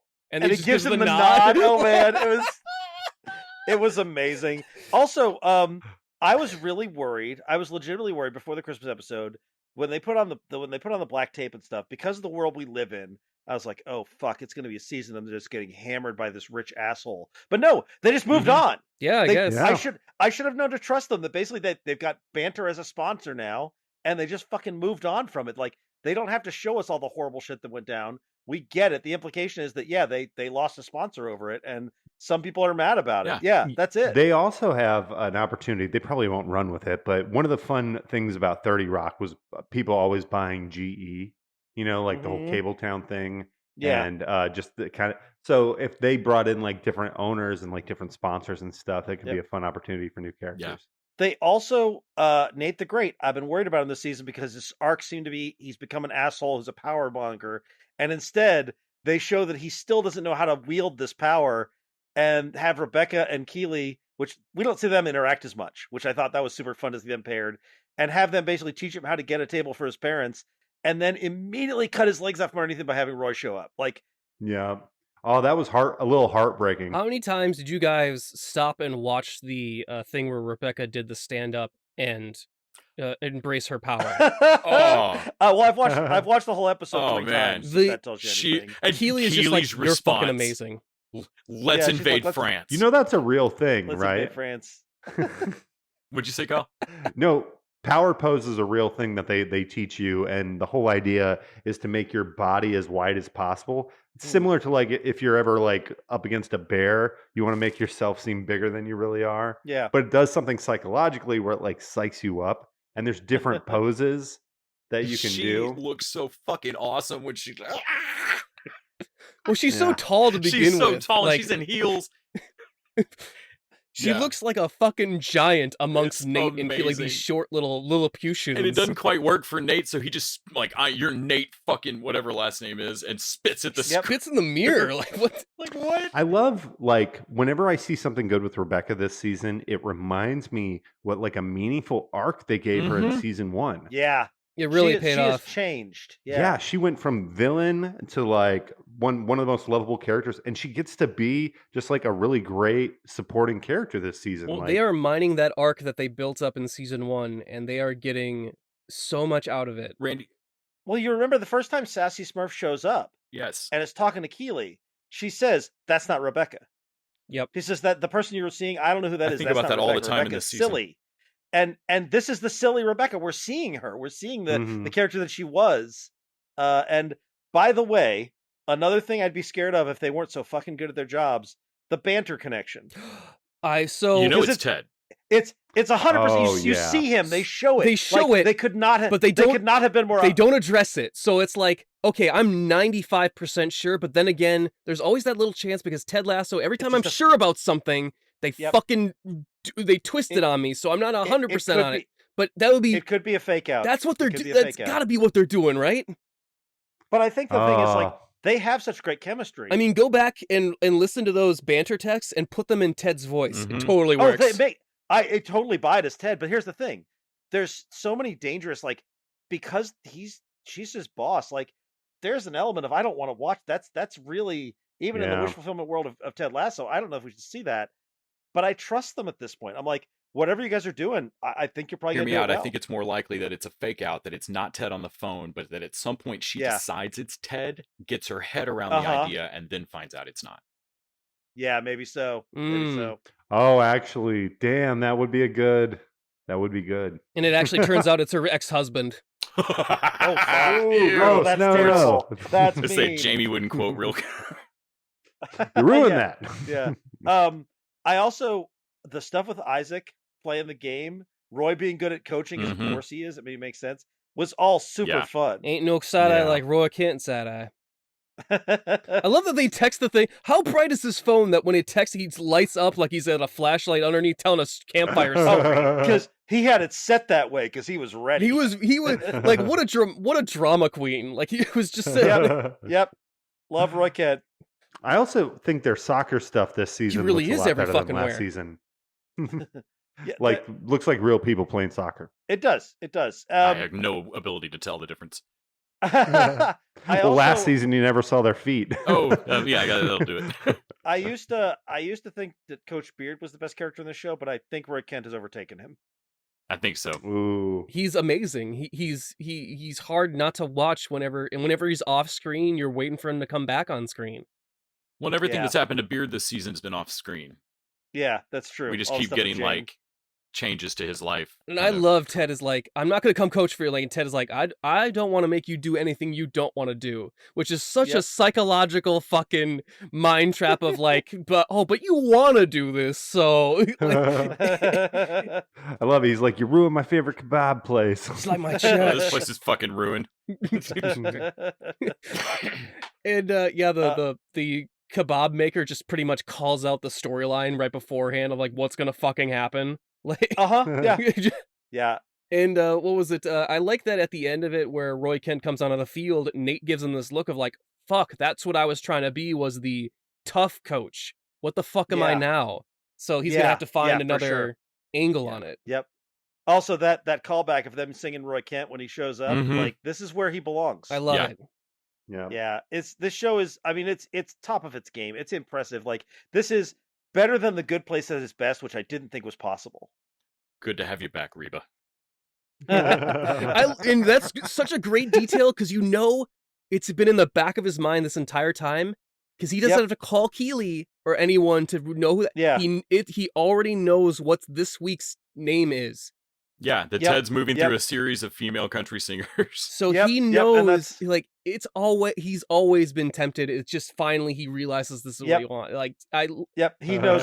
Every week he starts with, "So what's the name this week?" He asks Keeley every week. every You gotta go? No. yeah, every week he was prepared to do it just in case he wanted to. Like, Yep. I love the little shit on Also- this show. Just so If you're so gonna be good. Yep. if you're gonna be every fucking where, you got to be ready. You gotta be ready. Yeah. One, I love the people at the gate who are like, we can't let you in without a ticket. Like, who are it's like you? he does I'm know. Roy He Kent. does- Well, it does kind of he look does like look him. like him. And then he comes back and he yells "fuck you" at them, and he's like, "It is you." It It is is him. him.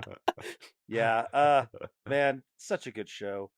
Let's divert over and talk about What If, the season or episode 3, which very different from the other two. These all three have been very different shows. Yeah, this is a whodunit murder mystery kind It of was a thing. murder mystery. Yeah. This gave us the And- fucked up Black Widow Scooby Doo. that I wanted. Like, I loved Widow's fights in the start of this. Yep. But at the very start of it, I thought for a moment, holy God, they're gonna do What If Punisher kills the Marvel Universe. Oh, see, I thought it was gonna be their cry for justice, and I was fucking nervous. I just thought it was Loki. I thought Loki had gotten. I thought basically Loki had gotten ahead of the Avengers, saw they were going to defeat him, and was like killing them all before they could do anything to him. Nope. I also love in this scenario, you realize like how close Loki was to being a good guy.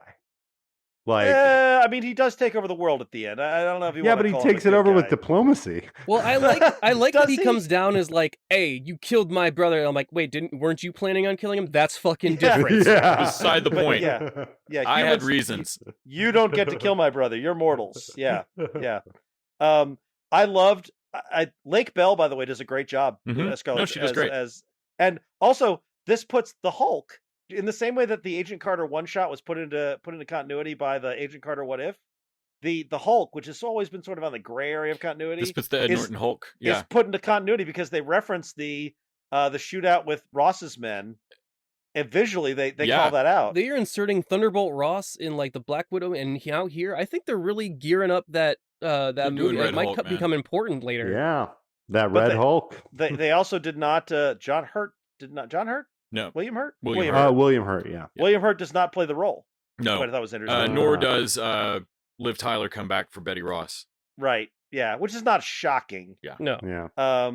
But they did get Frank Grillo was in there. They got Michael Douglas. It's not Brie Larson at the end.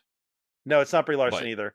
I was glad he went for the pager, because I was like, because some people called that like, wait, when Loki invaded, that wasn't enough to call Captain Marvel in. And it's like, no, he had it handled.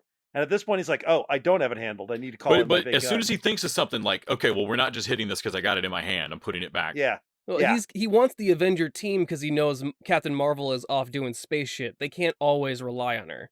Like, Yeah. I think that's what the Avenger Initiative was like basically for when it was started. So now that Yeah. there is no Avenger Initiative, it's like, oh fuck, okay, well, panic button. Like I gotta. So, And I feel like at some point Fury has to wonder what, like, he's enough of a good enough spy to wonder what that woman that powerful is doing off planet for this long, and to just let her do it. At what point did you guys twig to the bad guy? At what point did you figure it out before they revealed it? Hope. That's where I knew it. Yeah, But when they said did Hope. you know? I thought it was Hope. I still wasn't sure it wasn't some kind of invisible quantum realm bullshit. They said like Hope Ghost. Do you hear died. Hulk at first? Because I thought she said Hulk first. No, No, Hulk. I heard I Hulk. also watched with the subtitles. Same. On, Yeah, it so was- yeah. And it was like when they said Hope, I'm like, oh well. They said, what's a dead woman doing from 2 years, signing in from 2 years ago? I thought. Oh yeah. I was like, okay, so Hope's dead. What does that mean? Okay, so who's the bad Yeah, guy? I missed the Hope being dead bit. Yep. Okay. I did She too. I said, missed like, it. I yeah, missed it because too. Widow was like, what's a dead woman's password doing on this? Like, it had been Ah, logged in last week. That So makes that's how I sense. knew. Okay, so they said Hope. They said she was dead. So I'm like, oh yeah, then it's Hank. And then in And perfect comic book manner, you make your dying words as confusing as possible. Yes. Like Yeah. instead of yelling, it's not. it's Pym. It's all about Hope. It's not like, hey, it's fucking Hank Pym. It's Hank. It's fucking Pym. That guy. Did you catch the coffee thing with Coulson? No. So don't he's think coming so. back and he's like, "Hey, I just got coffee. Here's Fury's coffee." They did a Marvel one shot with Coulson where he's getting coffee in a diner or in a convenience store, and he just like kicks like somebody tries to rob it and he kicks everybody's ass. Oh wow, I think you're right. I think that was Yeah, I didn't so catch that. this was him heading back from that with Oh, coffee. Nice. That's great. I enjoyed the hell out of this one. Those one shots aren't anywhere as far as I know. They should really put those up on Disney Plus. Can you find him on YouTube? Maybe, but they should be somewhere accessible. They should throw that in the mix. On the DVDs. Yeah. Yeah, I don't know why they don't have Are they a buried as one extras? shot I wonder under their section. individual movies or something. Yeah, they're extras on some of the early But I'm wondering movies. if, like, if you go under that movie on Disney, Oh, I wonder if it's maybe nested so. as an extra. I don't know. But they should. I mean, it would make sense to do the Marvel one shots as a thing, just like they do the assembled and all that. Disney's all about repackaging content. Yeah, I feel like the quality of the one shots may vary from They're all shot good. to shot. They're all I good. agree. The one about the lost gun and the two like bank robbers, that was fun. Oh, yeah. too. This one, it's especially comic booky. Of like they have Yeah. to really stretch to kind of like, wait, so why did you kill everyone? I wanted you to hurt, I guess. So I took away the thing you love, which is these people you haven't really met or interacted Like, with. so wait, why did you kill the dude I didn't know in the field? You'd have recruited him. You would have. When did you guys twig the fact that was Loki? Because that was immediately. great. As soon Oh. so as soon as he slapped him out of like. Oh yeah, once he's but before that, when he's talking about it, and he's like, so why did you kill him just because you could? And I'm like, oh wait, that's Loki. Yeah. I loved seeing. I don't know that I've ever gotten to see any other character do this, but after watching Pym basically shrink and appear invisible and kick the shit out of all of these Avengers, Loki 3 times just slapping him out of the air, and He's like that's watching it cute. freak Pym out of like, how are you doing this? Well, especially because he thinks it's Fury. Yeah, and like, oh God, what the fuck are you doing? You know. Yeah. It's just such a casual move, and like, nope, I see what I can see you doing that. I'm glad they followed through on the obvious, because I was like, wait a minute, just because Loki helped him out here doesn't mean Loki's all of a sudden a good guy. He wanted to conquer Earth. Yeah. And he did. He has no opposition, so he just conquers Earth. You know, the one thing I found a little unbelievable about that is in the absence of Thor, you think he'd be more excited about going back and ruling Asgard, or even just being, right-hand son. But he's good. Well, Odin's dead. In the Thor movie. So Loki already rules Asgard when he shows up. Loki already rules Asgard, yeah. So he's not dead because he doesn't let Lao Fei sleep. He doesn't let Lao Fei yeah. kill him. That's right. He does interfere with that. Yeah. But yeah. He doesn't wake up early, right? But I think probably Loki was like, yeah, I might as well rule Earth. I mean, yeah, I'm the Crown Prince of Asgard. I'll rule Earth until Dad kicks it, and then I'll become King of Asgard too. Yeah, the one thing I was like, it always bugs me when they show a pretty graphic hero death, and with the Hulk, like Yeah. his heart exploding. Oh man, And that was brutal. Yeah, that was some Akira shit. That makes me my stomach feel bad whenever I see that happen to like an actual hero character. Like I remember Yeah. one of the spin-offs to Marvel Zombies had the actual Spider-Man get killed by Sandman going inside his mouth and exploding him from the inside. And Yeah. that image still sits with me of how fucking haunting it was. And so Yep. I'm like, Wow. all the other deaths were pretty, low key and not. Yeah, the Hulk one caught me off guard because in the comics they've made quite a bit of hay out of the fact that it's very difficult to kill the Very Hulk. hard to kill the Hulk. And like I liked Betty, like, no, he can't die. He He can't can't die. die. And Yeah. because like they run into that in the Planet Hulk, like World War Hulk comics of Yeah. of all the ways they try to kill him, and he just keeps the madder he gets, Well, the more less it matters. And Banner says that in Avengers. He's like, I got low. I tried to pull a bullet in my brain, and the other guy spat it out. Yeah, He's like, I can't even kill Mhm. myself. it's one of those things of Yeah. like, and Natasha loses to Hank Pym even though she can fight Scott in Civil War pretty evenly. Like Yeah. it makes it to But where Scott's not as trained. Scott. I mean, Pym has decades of experience fighting as a small guy. Also, she probably didn't know what she was fighting. we're gonna have to like ignore some of the other stuff of like Hulk is unkillable. Well, we did this or whatever. And like now it's proved to that theory of like, wait, why didn't Ant-Man just go inside Thanos' head and go and expand outwards? Yeah, go up Thanos' butt. What if? Not his head, Nick. Let's be clear about what the internet wants. Yes. Right. Well, and I'm like, well, that's just one of those what ifs where they kind of go, okay, well, what if what if Punisher kills Wolverine? It's impossible. He did it. Okay, just don't worry about it. Yeah. I now really want in that episode 2 for T'Challa Star-Lord to be like, how'd you convince Thanos? It's like a good argument and your little ant friend up his ass can really convince somebody to It's not. right like, there in the look, movie you know- title, Avengers: Endgame. He's like, you either give up your plans or my friend grows. Yeah. I gotta say, this is my least favorite of the 3, but not because it's bad. It's just I love the first 2 more. The first 2 are more my speed of like really kind of nuts comic booky stuff. I'm not really with the procedural like whodunit for comic book superheroes. It's very low stakes for me, but Yeah, I really dug the tone of this one. I mean, it's like all Marvel things, like the mystery's not too terribly complex, Yeah. but Yeah. but I really enjoyed the seeing them move through the Avengers, how they were gonna figure out how to kill each other. Also, if all else fails, just the weird background paintings of the Watcher in the Yeah. Yes. clouds and in So the cool. horizon. Yes. I now want to buy a series of shitty thrift store paintings and just put The in- Watcher back there. yeah the star eye and shit. It's so good. Garfield without Garfield, but with the Watu. I would love if at the end of this series, they like Uatu shows up to all these different variants and it's like, "Hi, are you that fucking guy I keep seeing in the goddamn sky?" like it's like pinching yourself in a dream. Like in the middle of a mission, you turn around and are like, "Okay, guys, we are not the Prime Universe. Do you And see he that?" watches back here going, just pretend I'm not here. Like, that clown just Ignore shake its me! head and make a tisk Ignore noise. me. Ignore me. Anyway, the other thing I'll say for this one, it was the first episode where I had no idea what was happening. Like the first 2, they'd hinted like, oh, it's Peggy Carter. Oh, it's T'Challa. This one, I'm like, I don't actually know what this is about. I don't know what because they don't what the actually through tell line you is. what the different thing is. Like you assume it's Yeah. Tony Stark dying, but it's actually Hope's death that triggers this entire thing. Yeah, I'm gonna which need by you the to way, step very down from the clever of them. donut, sir.